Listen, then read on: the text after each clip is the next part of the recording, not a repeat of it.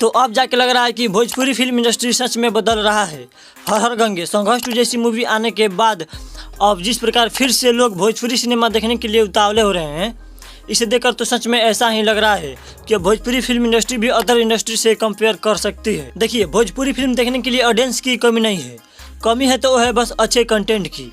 जिस तरह से ये दोनों फिल्में सामने निखर के आई है, अगर इसी तरह से आगे फिल्में आने लगेंगी तो फिर भोजपुरी फिल्म इंडस्ट्री को अदर इंडस्ट्री से भी सपोर्ट मिलने लगेगा, क्योंकि यहाँ ऑडियंस बेस काफ़ी ज़्यादा है। और देखिए किस प्रकार अब अच्छे कंटेंट को भोजपुरी ऑडियंस पसंद कर रही है। खेसारी लाल यादव का एक फिल्म आने वाला है जिस फिल्म का नाम है राजा राम। इस फिल्म को लेकर जोरों शोरों से चर्चाएं हो रही है।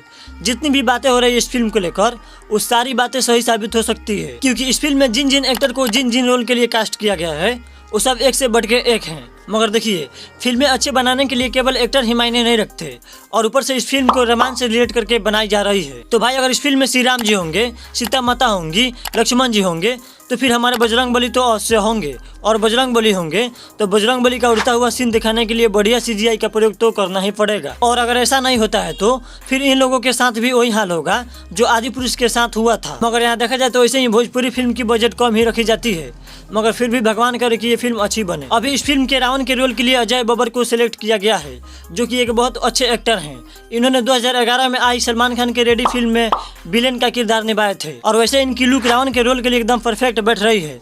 तो आप बताइए, आपको क्या कहना है इस फिल्म के बारे में? कमेंट बॉक्स खाली ही है। मिलते हैं अगली वीडियो के साथ। धन्यवाद।